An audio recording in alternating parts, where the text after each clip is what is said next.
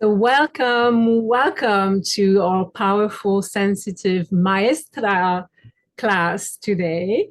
I love these words. I saw some sisters of mine starting to use that word because we're like masterclass, masterclass. Well, we are women and we have maestra, we have our own field of expertise. So I love using that Italian terms, and especially that it starts with ma, like mother. So my name is Yemaya Indira, and I am really excited to share some new content with you guys today. And this new content, which I call the Powerful Sensitives, came through some inner shift that I'm feeling within myself, but also from a shift that I feel that is happening on the planet at this time. First, I will tell you that perhaps I started my professional life as a stage actress. I was in theater pretty much from high school to college. I went into drama, and literally, no, the literal drama of a childhood was before that.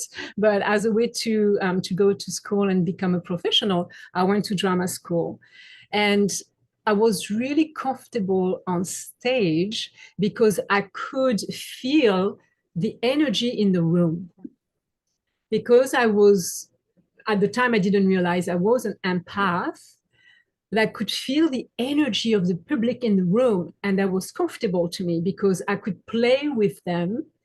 I could feel if they were with me. I also could feel if they were not with me, and that there's different ways of addressing that. But then when I thought about maybe going into movies, I was like, no, I don't think I can do that because I would have to work with just a camera, and there is no, feedback, human feedback from the camera. And so that was the beginning of me going like, okay, there is something interesting that I am able to feel the energy in a room.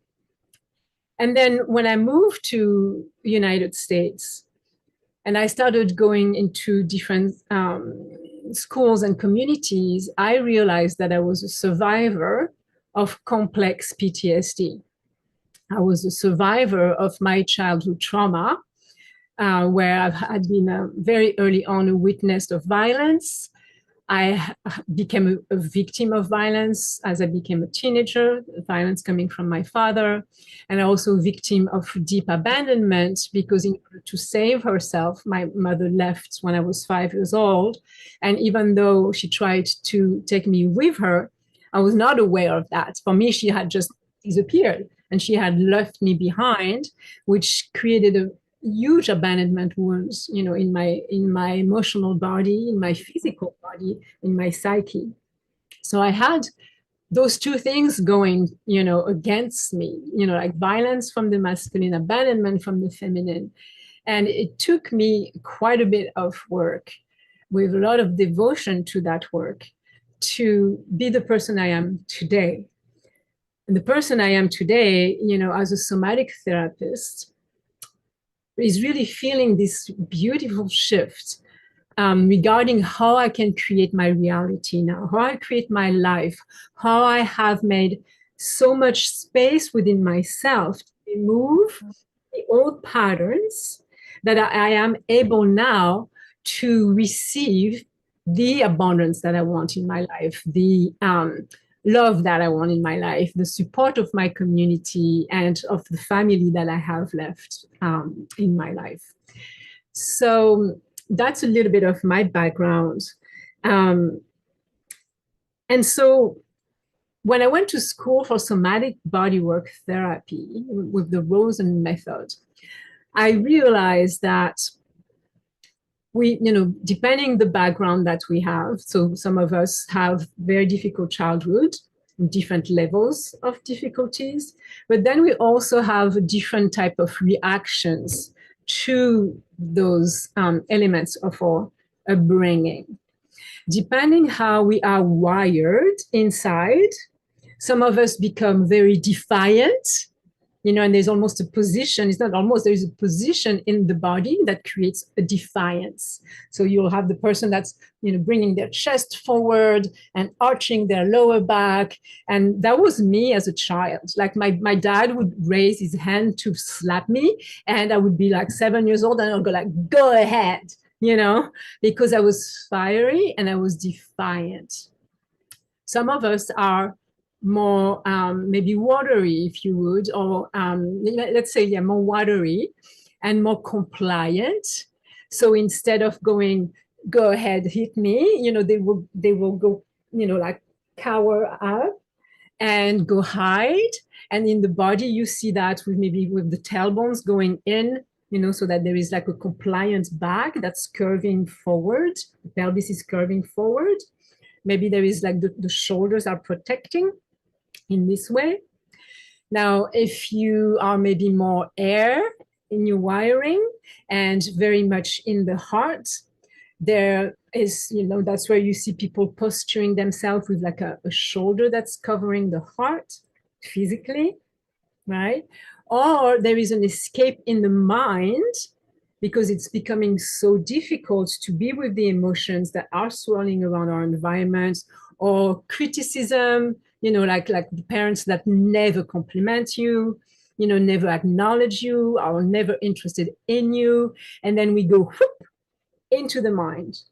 And the mind is safe because you can compartmentalize, you can become really organized, and you can put all your feelings into a little box and forget where you put the key. So there, the work at that point is to, track back where, which box did I put my heart in? Where did I put my intuition in? And where is the key? So depending how we've been, there is the person that we came with, and then there's the reactivity to what is happening in our lives. So more or less, our reaction often override our genuine nature, our true nature, right? So if you've been compliant, maybe you've been overriding your need for self-respect. If you've been defiant, you override your need for safety. I know that in my life, I've kept making a lot of unsafe choices because I would override my need to protect myself. And you also see that in sexuality, for example. Like these days, we're talking a lot about, people, and especially because there is more and more honoring of both masculine and feminine self. And I know in some of my communities, we speak a lot about, sexual assault and all of that. There is an override of our genuine sexuality. And that's the reaction that we would call fawning. Yeah. So in order to come back to our true nature, where we're neither fighting or flying or freezing or fawning, then we can really be in truth. We can be our authentic self. So I want to go back a little bit to that one particular share, just to repeat, so that, like there is what's happening to us in our life. There is our true nature, and then there is this override, the override of the true nature. And you always hear in language of trauma, you're freezing, you're fighting, you're flying, or you're fawning. They had added this, a few years ago, the fawning, meaning you override your own impulse to please another, right? And we see a lot of that happening, in more in the sexual realm, but also in people pleasing, realm.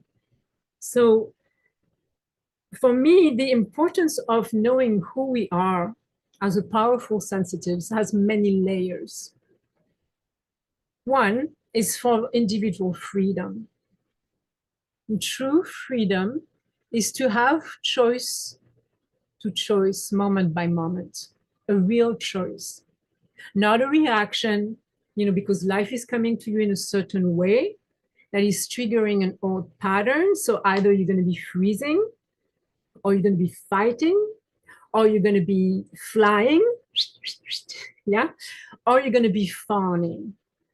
So none of that, once we've able to do all the removal work, from each energy center to be the pure, genuine soul nature you came with before anything happened to you, that is true freedom, where you're going to be so in your genuine true self that's by moment to moment, you are making a real choice, a non-reactive, non-conditioned choice. So that's the ability to be fully present with the moment. So why is this crucial for us to address these days? Yeah. I sent a funny email last night where I say, well, I don't agree with the Dalai Lama, who said, the world is going to be saved by the Western woman. And I believe that the world is going to be saved by the powerful sensitives, meaning a real powerful sensitive that is doing the work to be back into their true heart of heart is going to know when the truth of the moment is necessary to be played. So what do I mean by that? Maybe I'll talk a little bit more about the female and the male, the true masculine and the true feminine first, before we go into that. So I really believe that, and you might have, I've heard, I'm sure you've heard, like, people saying the patriarchy is dying. And the way I'm experiencing this, and when I say the patriarchy, it's not men, it's all of us have part of a man, part of a feminine energy, right? We have both. And the masculine energy right now is having a hard time because it has been overpowering the planet for centuries, and things are going through tremendous shift right now. We need to embrace that shift.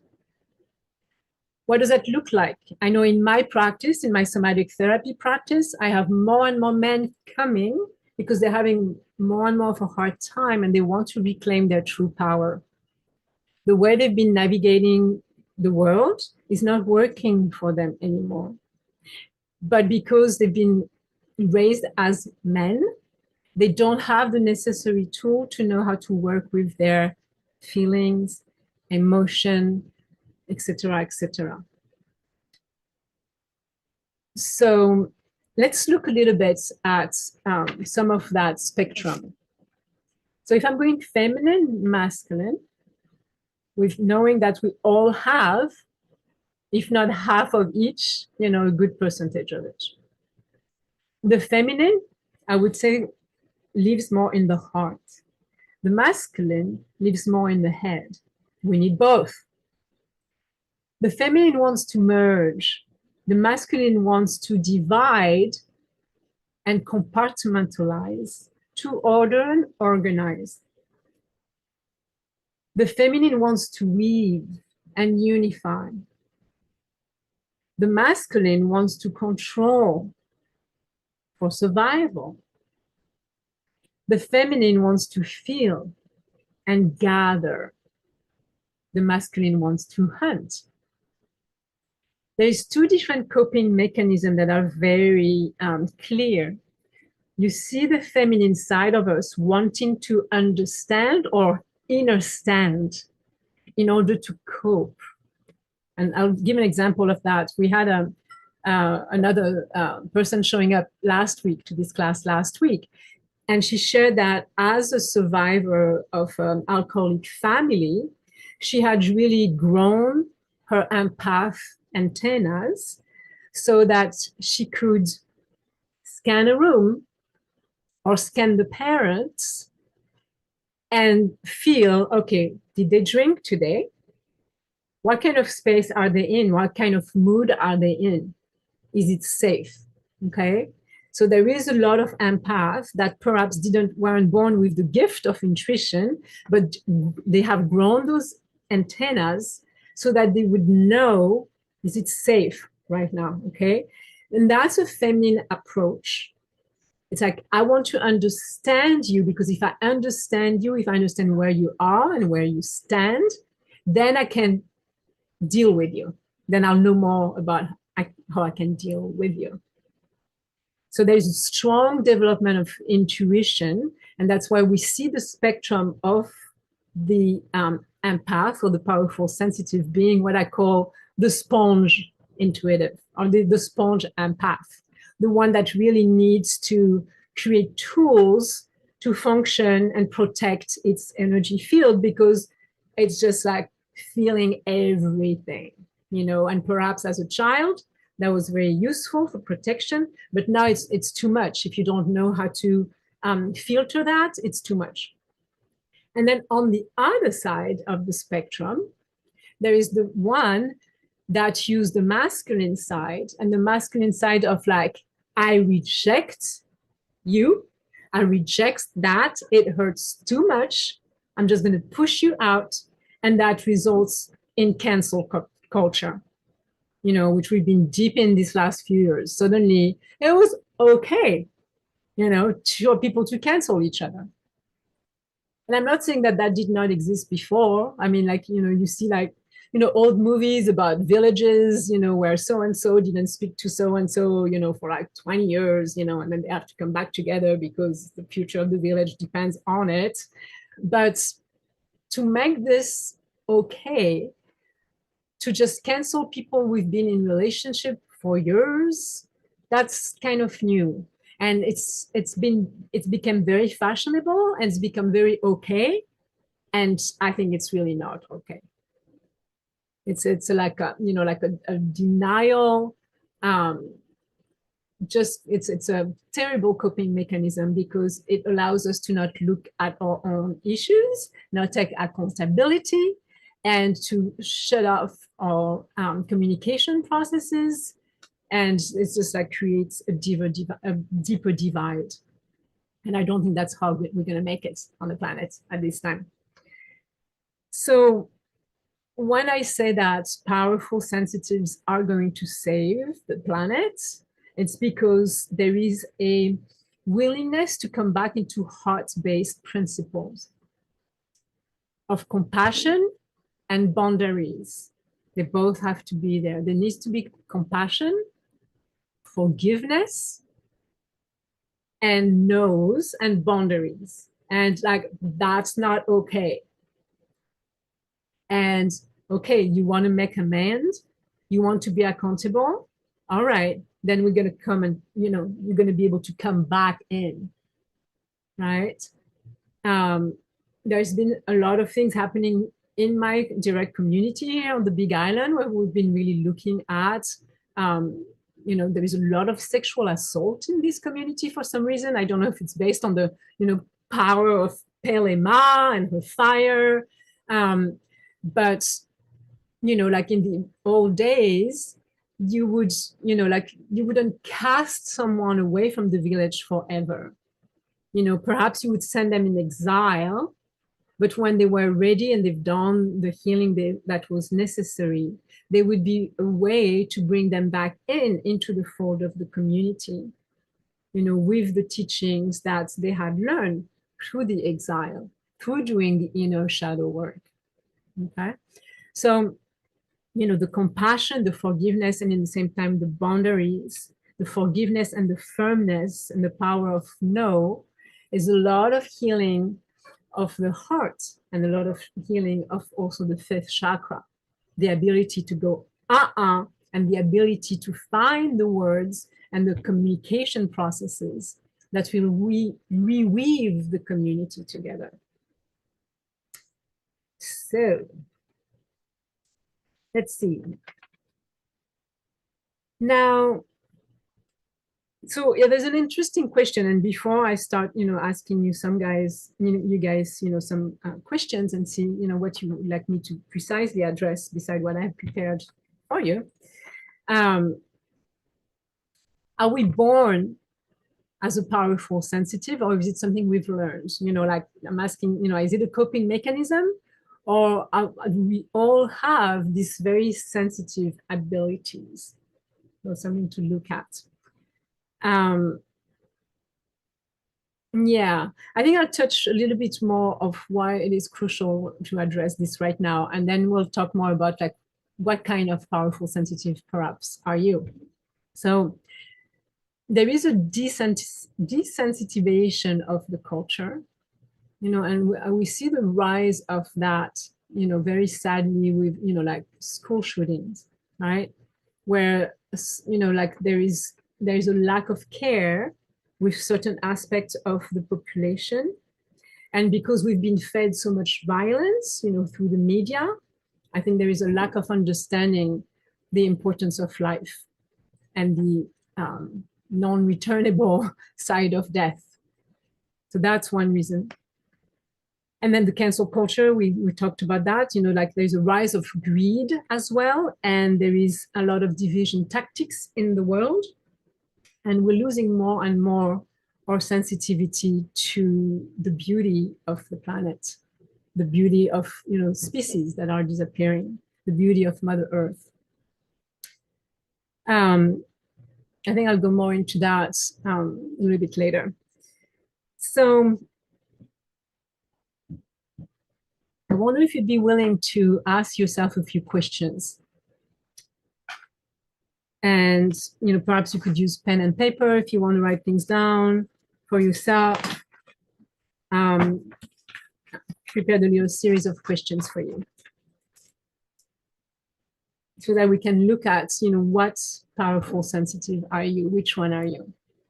I'm really in the process of creating a bit of a map.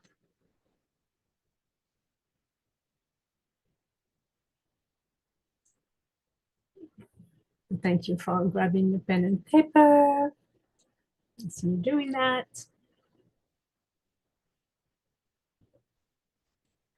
So some self-reflection. How do you start your day? How do you start your day? Are you someone who cannot address the world without having your meditation, your coffee, your tea, your prayers, your pranayamas, your breathing exercise, your yoga? Or are you someone who jumps on the phone or jumps on the computer first thing in the morning? Gotta check my emails. Did I receive any love notes while I was sleeping? Or just step out of bed and put your running shoes on and go to the beach? Or you jump out of bed and you go watch the sunset and do some qigong and tune in with the elements?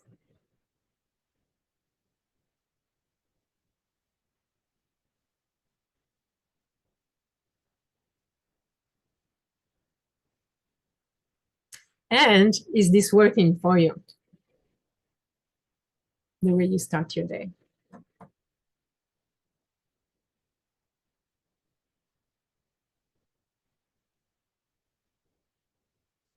And the days where you're not able to start your day that way, do you see a difference in how your day goes and flows?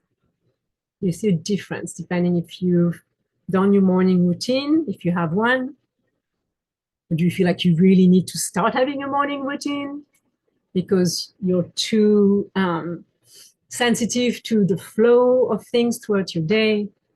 You're too affected by maybe your partners or your roommates or your children or your wife, your coworkers.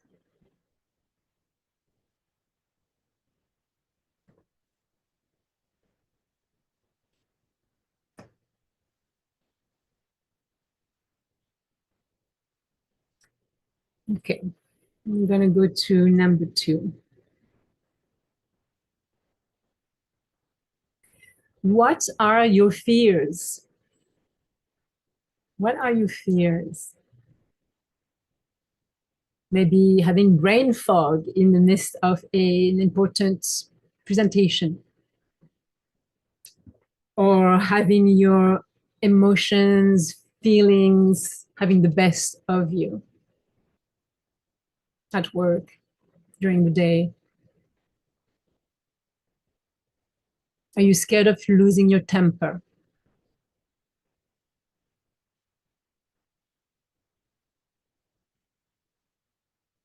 Are you scared of making the wrong choices? Not trusting yourself regarding important decisions?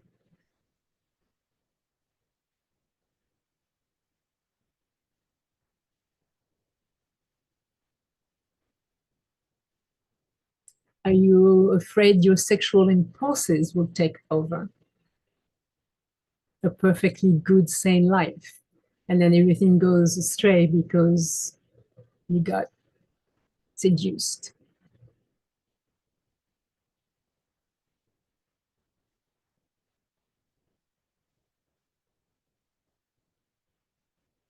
Do you have fears of not belonging because people find you a little weird, or you're not that fun?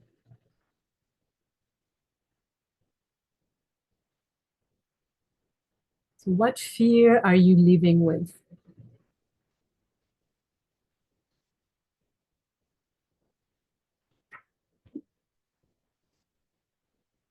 Okay. Now, number three, what are your accomplishments? What are your accomplishments? Things that you've created. Are you a leader? Are you able to feel the crowd?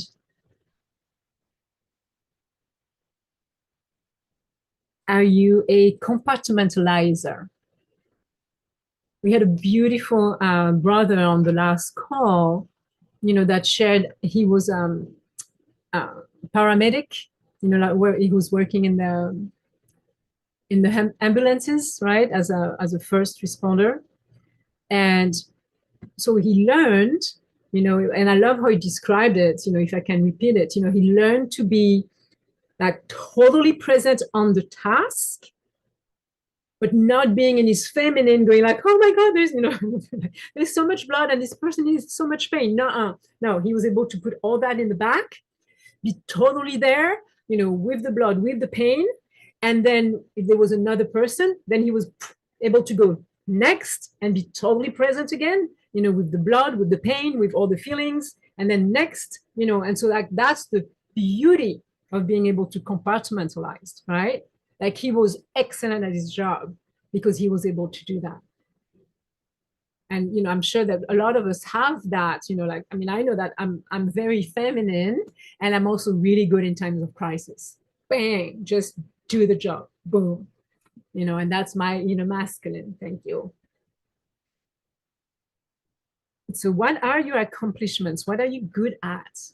Are you the weaver? Are you the one that's able to bring the long lost cousins back together? Are you the one that is able to bring harmony into your community? Or are you a fabulous communicator, able to find the words that are going to melt people's heart and mind into authenticity and action?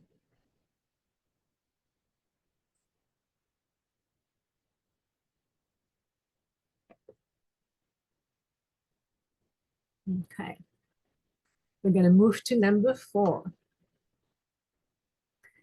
So have you, or are you dealing with an addiction? Have you, or are you dealing with an addiction? And so any kind of addiction, you know, alcohol, marijuana, tobacco, plant medicine, medications, sex, intimacy, social media, food,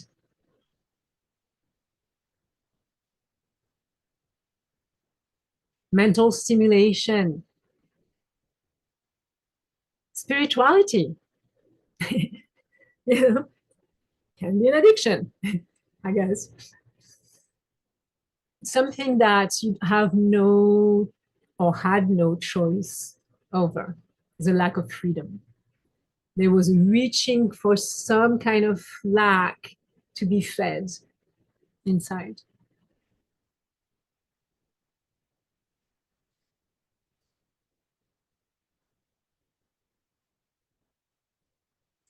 And can you relate? Because I would believe all of us have had at least one or two addictions we've been dealing with. Can you relate that addiction to a particular energy center, to one of your chakras? So, so for some of us, let's say maybe in the first chakra, the roots, there might be an addiction to security, always wanting to feel safe on the material level. And that could come through food addiction. Or perhaps there is a sexual addiction in the second chakra, always wanting to feel satiated and in connection through sexuality, a need to be intimate because there's something that is uncomfortable when you're fully alone. Or it could be in your third chakra, your solar plexus. Yeah, an addiction to power or power over something, or an addiction to anger, or an addiction to manifestation. Or maybe something related to your fourth chakra, your heart chakra. I know for me, I had a tobacco addiction. I think I'm still a tobacco addict recovered, because the smoke, was able to create a distance between me and my feelings. And also in intimacy, I remember when I was married and with a man that had two young children, if I was going outside to have a smoke, woo, that was my freedom moment. I didn't have to deal with the two young children and the husband and the blah, blah, right? It was my me time. So often, like anything that we smoke, can help us cope also with grief that would be living in the lungs. Right? So it's still the fourth chakra. When we look maybe at the addiction of throat, like speaking, constantly speaking. And then maybe alcohol addiction, which many people have, like maybe not being able to be with what's happening in the mind, wanting the mind to chill, maybe like that could be also addiction to Netflix, just wanting the mind to chill and watch those movies. Mm-hmm.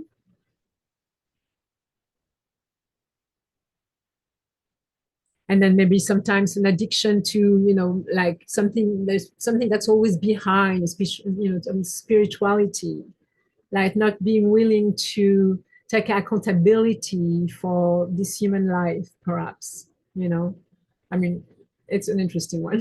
And, like wanting to like, but there are some people that are addicted to learning new things all the time, like new spiritual things, all the time, instead of just being, what about being content in this moment?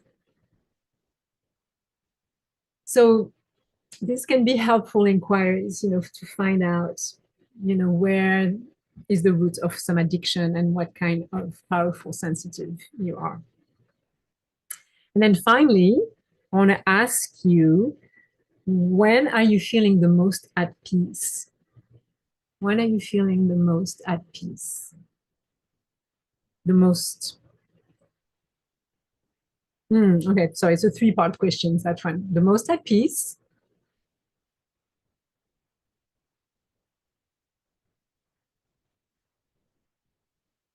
Then when are you feeling the most uncomfortable?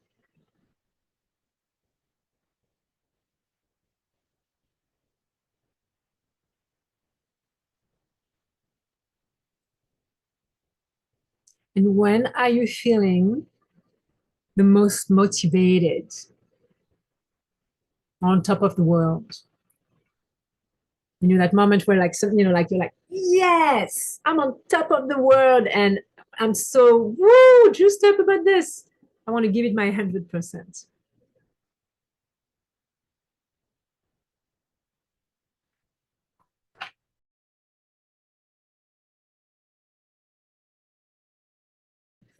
The spectrum of powerful sensitives that we addressed in the last offering.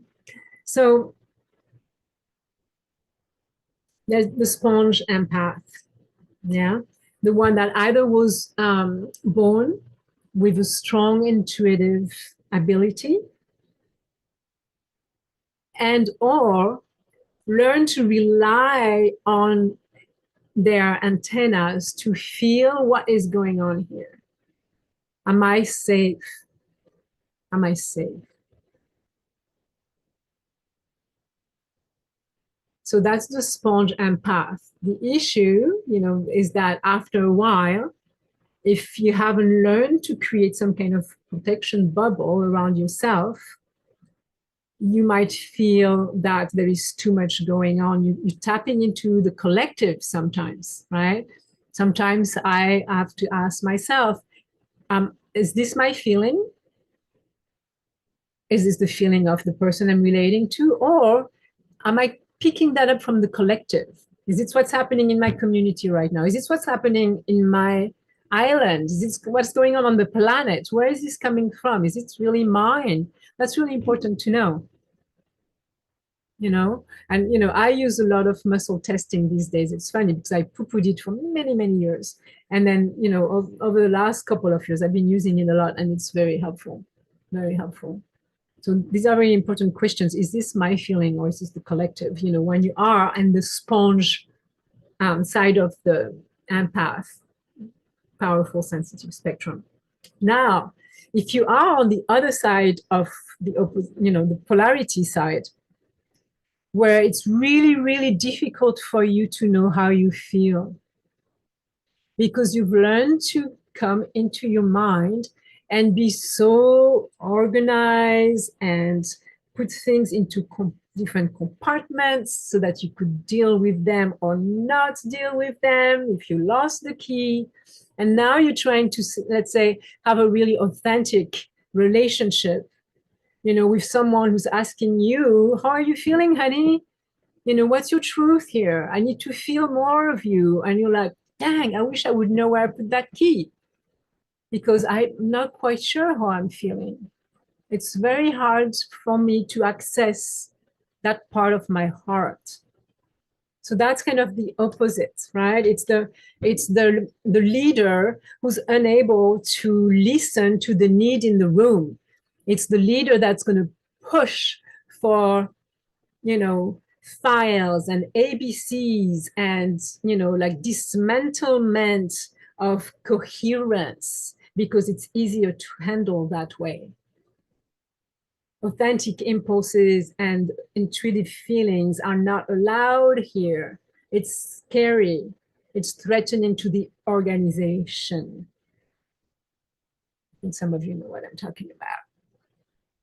So that would be, and so that's a more masculine, mind-centered way of being. So are you there or are you in between? Or do you, sometimes, you go that way because of an emergency situation? It's like, where are you in that spectrum? And we'll go deeper, like I am introducing a program with these classes and we'll go way deeper into that in the program. But just wanted to give you a sense and to hear from you, where are you comfortable? Which side of that spectrum are you comfortable with?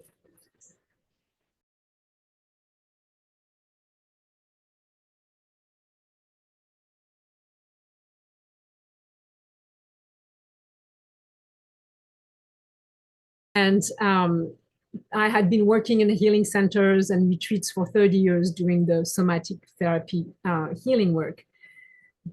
But I really felt my first program was called the Earth Guardians Impact Academy, because I could see so many of us that were in tune with the beauty of the earth and the damage that was being caused by our civilization. We're not able to have the impact we wanted to have because we had issues of self-sabotage that were rooted into our childhood environment. So we would have these beautiful, grandiose ideas, and we would, a lot of environmental activism and spiritual activism, but there would be issues of self-sabotage that wouldn't allow us to have the impact our passion and our heart really desired. So that was my first program, the Earth Guardians Impact Academy. And in some ways, this is a revisit of some of those pieces, like how do we really heal every center of this beautiful human being that we are, so that we can really be part of the shift, the balance, and bring the revival of the hearts and the evolution of our humanity on this gorgeous planet of ours. So thank you for giving a voice to that desire. Thank you.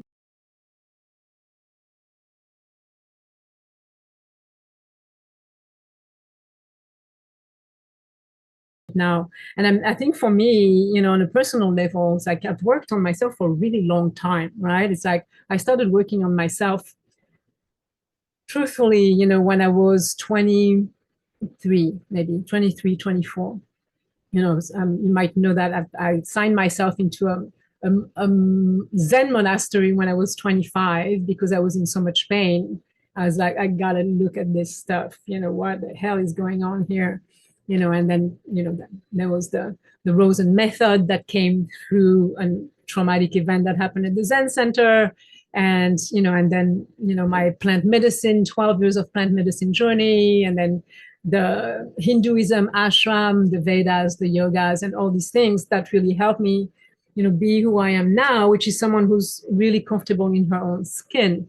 But it took a while, and it took a while also because I'm very thorough and because I've stepped onto my teacher path really early on. I mean, pretty much I was, teaching dance as medicine, very like before the Zen Center. So I was early 20s. I always put myself into a leading teaching position. But I had to be thorough because I needed to articulate the journey. Yeah.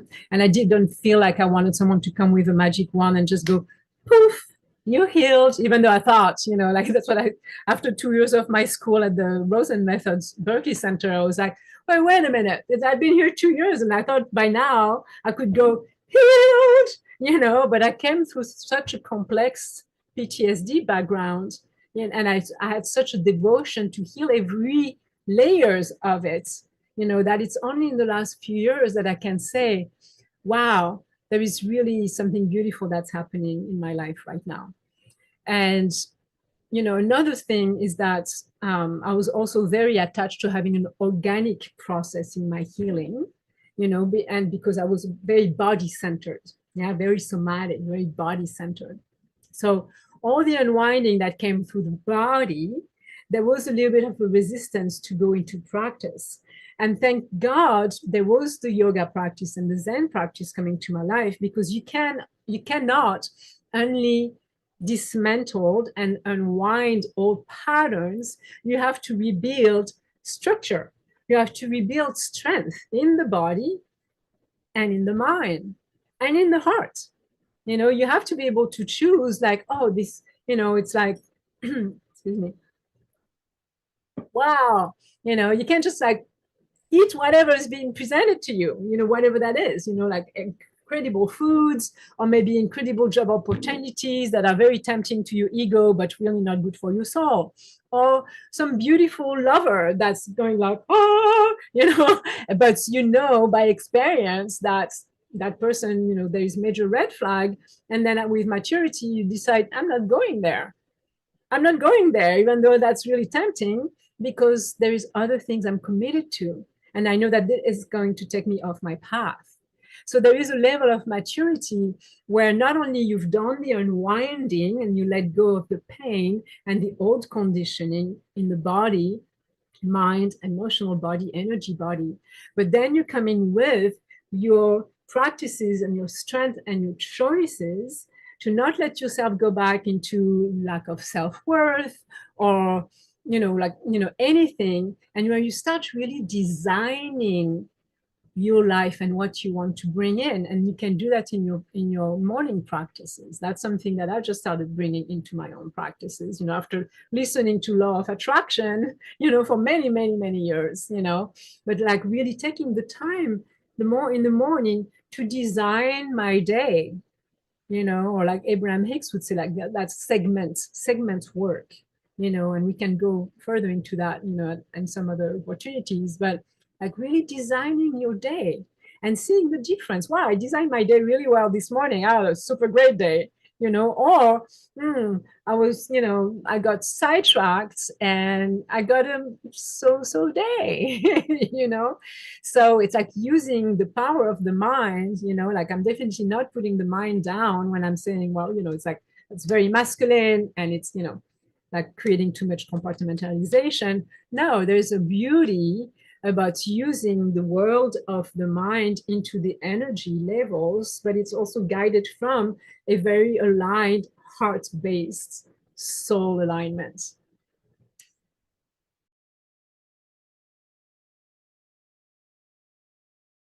To more of morning practices, because I think they're an important part of some of the things I want you guys to go home with. I would like to tell you a little bit about the upcoming program that I put together, and that I'm calling The Powerful Sensitives. The gift is in the wound. And it's a 7-week journey of healing and thriving, because it's beyond healing at this point. We need to thrive in order to make, to have the weight of gold in the balance of what's happening in the world today. We need to thrive on all levels. For some of us, it's addressing abundance issues and prosperity. For some of us, it's in partnership area. For some of us, it's, being fulfilled by, our work in the world.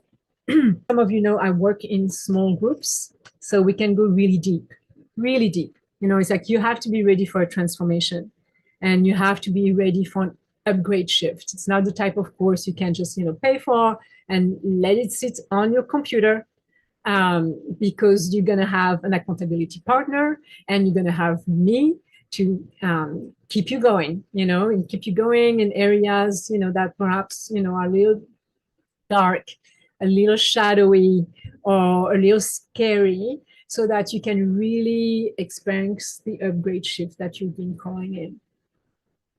So yeah, it's really about, are you ready to be free?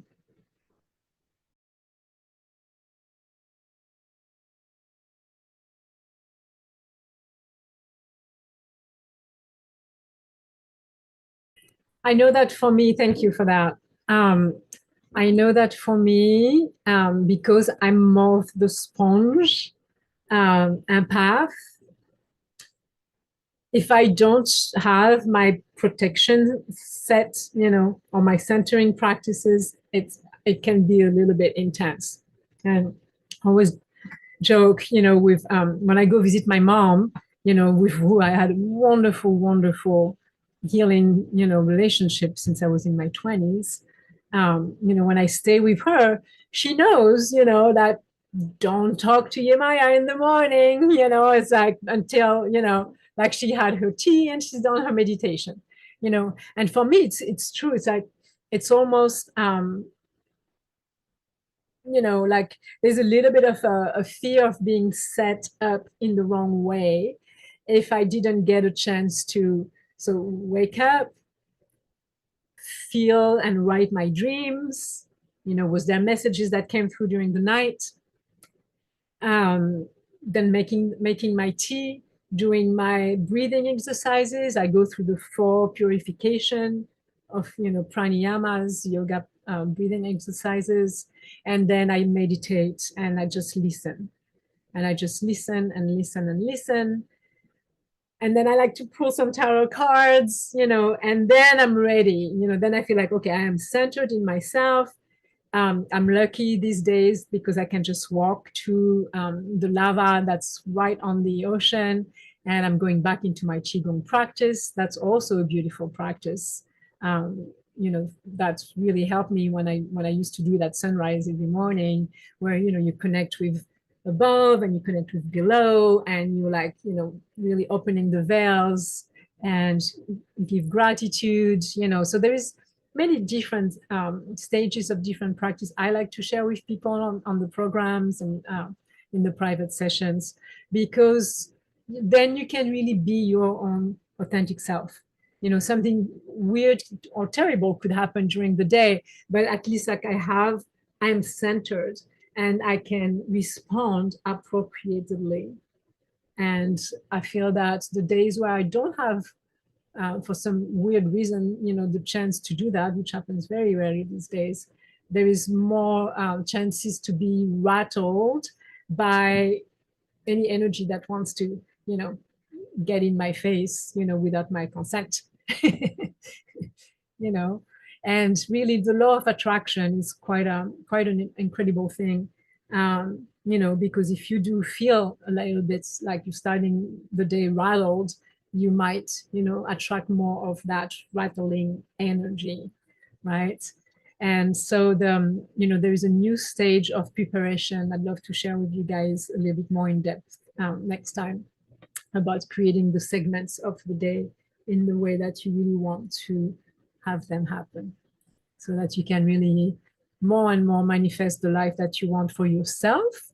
When all of us here present on the call have had challenging childhood, and I really feel like not only it's time for us to have the lives that we want to have for ourselves, right? So like a lot of dreams that haven't come into fruition yet, but also that we are feeling so resourced by this beauty of life that we are fully present with the shift that's happening on the planet, and we can completely show up for the evolution of humanity and the protection of our beautiful planet, the children and all the animals that are here in this beautiful life at this time.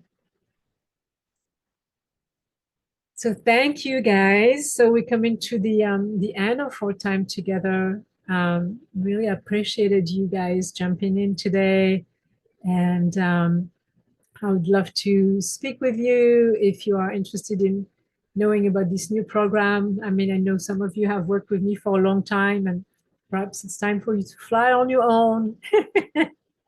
Or you can play and refine even more.